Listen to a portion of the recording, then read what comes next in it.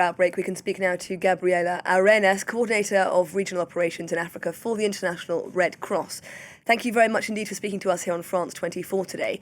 Now, as we said earlier in the programme, the Ebola risk level for the Democratic Republic of Congo has now been raised to the highest level. What concretely does this mean, and how does it change the way you go about your work in the country? Thank you, and thank you for having me. So for us as the IFRC and our national societies, our response hasn't changed with this. Of course, we are worried about the situation, but our volunteers have been on the ground, knocking door to door since the day that we found out about the epidemic.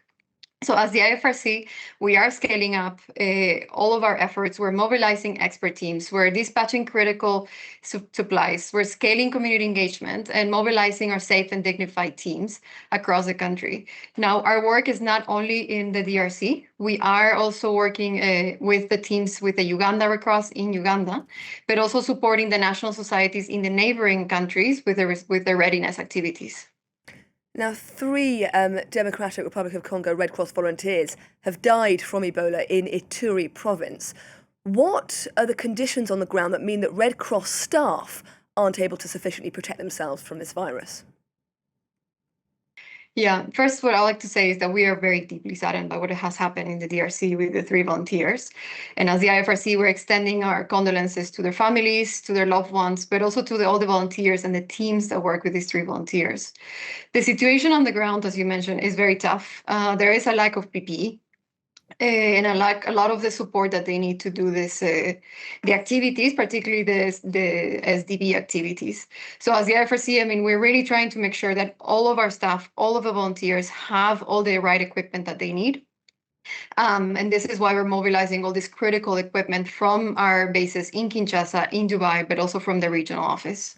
So you mentioned there are a lack of PPE, personal protective equipment, masks, protective suits. Is that lack a logistics problem? Is it a funding problem?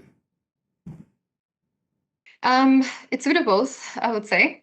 So, I mean, the areas that we're talking about, many of them are very remote. And while we have our volunteers being part of these communities in addressing, it's harder to get some of the PPE into the ground.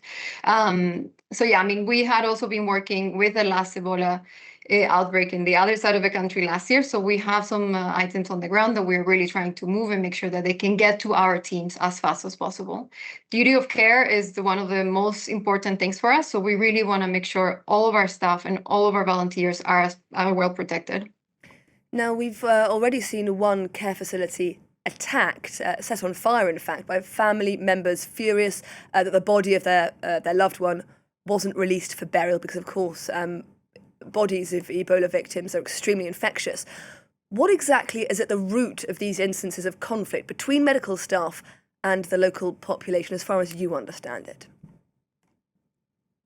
Yeah, what I can say is that what this really reinforces why community engagement and the trust building is so important during these outbreaks, because of the amount of myths, of rumors, and of misinformation that we see. And if we've learned anything from all the other Ebola responses that we've had throughout the years, is that the community comes first.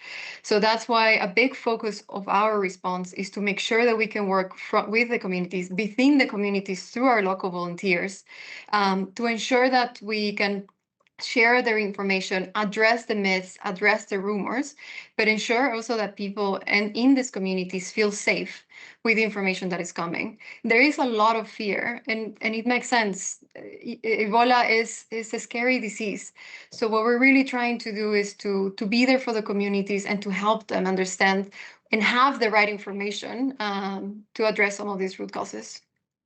And I have a follow-on question. Where exactly, in your opinion, does that mistrust come from?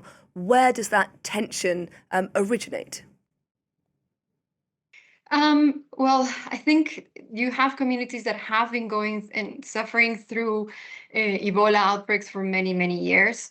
So they're in a place where there's a lot of misinformation going around. There's a lot of memories that are coming from past maybe outbreaks, from past things.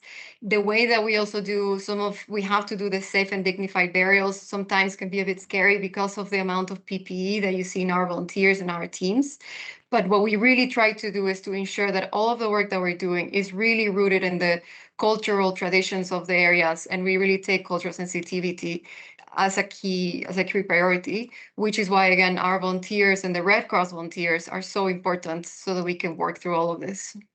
Gabriela Arenas, I'm afraid we're going to have to leave it there. Gabriela Arenas, Coordinator of Regional Operations in Africa for the International Red Cross.